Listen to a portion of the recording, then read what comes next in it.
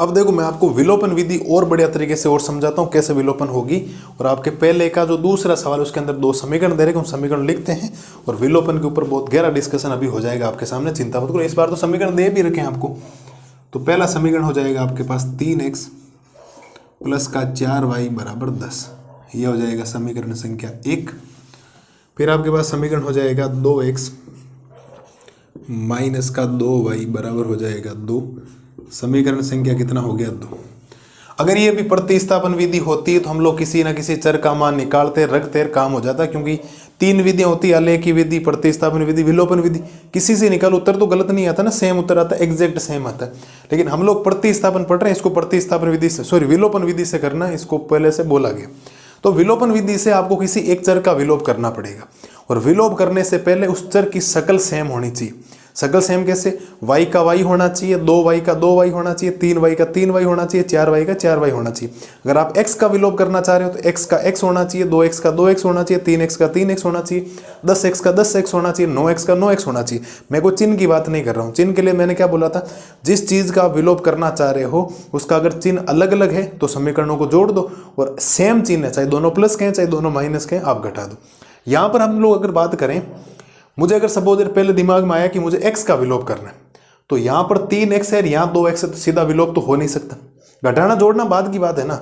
यहां पर 3x है, यहां 2x। अगर मुझे सेम बनाना हुआ तो फिर मुझे पहले वाले समीकरण को 2 से गुणा करना पड़ेगा और दूसरे वाले समीकरण को किससे गुणा करना पड़ेगा? 3 से। ऐसा क्यों? 2 से गुणा करने पर ये 6x बन जाए, आगे क्या बनेगा छोड़ो, मैं पहले x के ऊपर कॉन्सेंट्रेट कर रहा हूं, इस बात को ध्यान रखना। तो ये 6x बनेगा, ये 6x बनेगा, आगे क्या बनेगा छोड़ो। और ये इसको 2 3 से गुणा करोगे, ये 6x, मैंने सेम शकल बना दी ना। एक तो ये हो सकता था अगर किसी बच्चे ने थोड़ा सा दिमाग लगाया होता और वो y के ऊपर फोकस करता कि सर यहाँ है y 4y और यहाँ 2y है, तो दोनों समीकरणों को 2 बार गुणा नहीं करना पड़ता, केवल और केवल इसको किससे गुणा करना पड़ता? 2 से।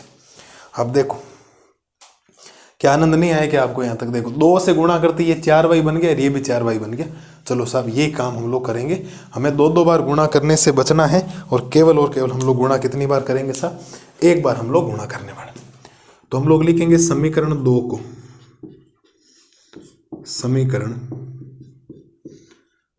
2 को 2 से गुणा करने पर, समीकरण 2 को किससे गुणा करने पर? 2 से गुणा करने पर। 2 से गुणा कर दो साहब, इसको 2 से गुणा करोगे तो ये बन जाएगा 4x, इसको 2 से गुणा करोगे तो ये बन जाएगा माइनस का 4y, फिर बराबर इसको 2 से गुणा करोगे तो ये 4 बन जाएगा। अब बन जाएगा समीकरण संख्या ये 3। अब मुझे एक्चुअल में 2 समीकरणों से मतलब है, समीकरण 1 और समीकरण 3 से। समीकरण 2 आपकी दुनियादारी से हट गया। अब मैं किसका विलोप करना चाह रहा था? y का। अब देखो यहाँ प्लस का y है, यहाँ माइनस का y, मैं y का विलोप करना चाह रहा हूँ, एक प्लस का y है एक y माइनस का है। इसका मतलब मुझे दोनों समीकरणों क्या कर देना चाहिए साहब? जोड़ देना चाहिए, क्योंकि एक प्लस का और एक माइनस का सीधा कैंसिल हो जाएगा। तो आप लिखोगे समीकरण 1 व समीकरण 3 को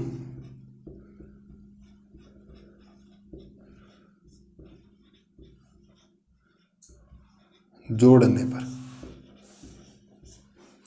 समीकरण 1 और समीकरण 3 को क्या करने पर? जोड़ने पर। तो जोड़ेंगे तो ये बन जाएगा साहब 3x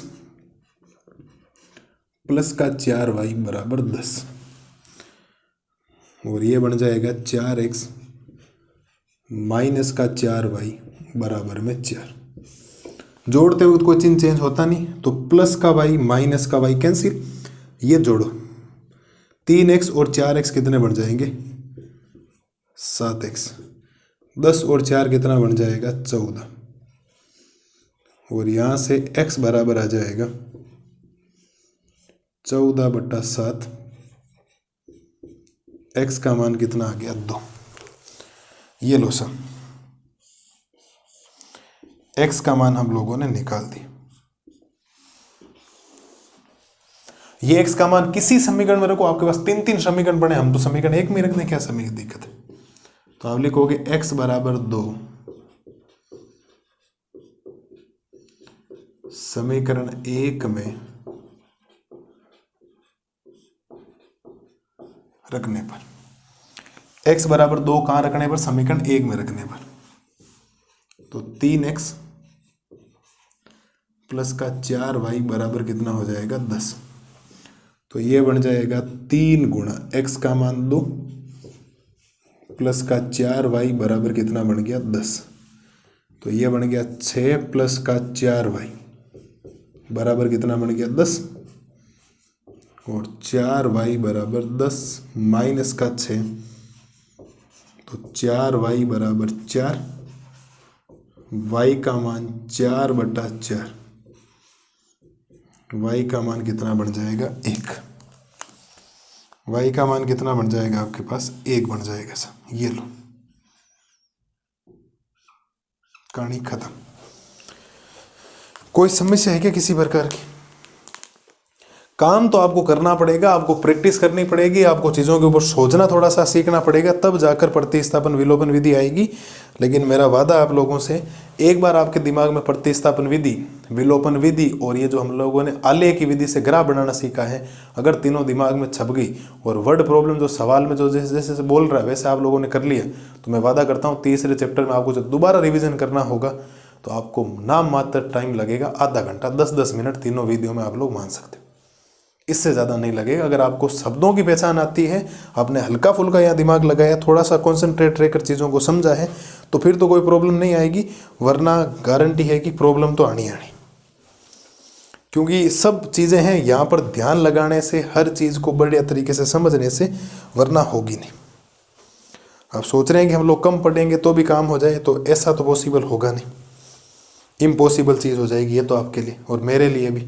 तो थोड़ा सोचना पड़ेगा, विलोपन विधि में आपको ये सोचना पड़ेगा कि एक्चुअल में विलोपन विधि आ सकती है, सीधी सीधी बोल दे कि इसको विलोपन विधि से सरल करो, तो विलोपन विधि से करना पड़ेगा फिर। तो मुझे नहीं लगता कोई समस्या आपको आएगी। जिसका आप लोग विलोप करना चाह रहे हो, पहले आप उसके ऊपर सोचिए, क्या 2-2 बार गुणा करवाने से काम हो रहा है, क्या 1 बार गुणा करवाने से काम हो रहा है? तो वो तो आपको जिसका विलोप करना चाह रहे हो उनकी शकल सेम होनी चाहिए। शकल सेम का मतलब y के आगे वाले नंबर सेम होने चाहिए। मैं y का विलोप करना चाह रहा हूँ, यहाँ तो y के आगे 4 है और यहाँ y के आगे 2 है, तो विलोप हो नहीं सकता। तो अगर मुझे y के आगे 2 को 4 बनाना, इस पूरे समीकरण को 2 से गुणा कर दिया, 2 से गुणा करवाते 4y आ गया, इन दोनों समीकरणों को जोड़ दिया तो प्लस का y माइनस का y, प्लस का 4y माइनस का 4y कैंसिल हो गया और आपका काम बहुत ईजी हो गया। क्योंकि एक चर आने के बाद में तो आप स्वतंत्र हो, 1 2 3, यहाँ पर भी 3 समीकरण है, उधर भी कितने समीकरण थे, 3 थे, वहाँ पर आप कहीं पर भी मान रख सकते हो। करो सर, करो फटाफट करो इसको।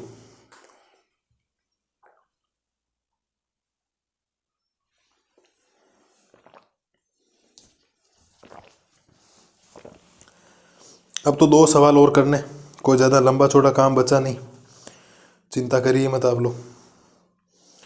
ओनली फॉर 2 सवाल और करने हमें दूसरे की, जो समस्याएं दे रखी है वर्ड प्रॉब्लम उसको करना, फिर विलोपन विधि लग जाएगी आपको और विलोपन विधि थोड़ी समझ में आएगी। उसका पहले हम लोग पहला सवाल करेंगे और फिर दूसरा करेंगे। दूसरा देखें कौन सा करते हैं हमारे सामने, वो तो 5 वर्ष नूरी वाला और सोनू वाला तो नहीं करेंगे, पहला करवा दिए। तीसरा 2 अंकों वाला है, अभी दूसरा उदाहरण करवाया था। चौथा और 5वां, उसमें से कोई ना कोई एक हम लोग करेंगे, चिंता मत करो, ठीक है। तो उम्मीद है विलोपन विधि के हम लोगों ने 2 सवाल कर लिए और 2 सवाल में आपको पता लग रहा होगा किस हिसाब से काम करना और किस हिसाब से नहीं करना। थोड़ा सा धैर्य बनाए रखिए, धीरे धीरे प्रैक्टिस करेंगे। एक बार में ये मत सोचिए कि मास्टर का पढ़ाई वो समझ में नहीं आ रहा है ना, मास्टर तो जी जान लगा रहा है आपको लोगों के लिए, लेकिन थोड़ा सा धैर्य रखना पड़ेगा, थोड़ी सी प्रैक्टिस आपको करनी पड़ेगी, थोड़ा सा दुख आपको पाना पड़ेगा, कष्ट तो होगा लेकिन सहन करना पड़ेगा। और ये कष्ट आपको सहन करते करते धीरे धीरे आप इतने गोल हो जाओगे मैथमेटिक्स में कि फिर मैथ आपको बहुत ईजी लगने लग जाएगी, ठीक है सर। तो बढ़िया तरीके से ये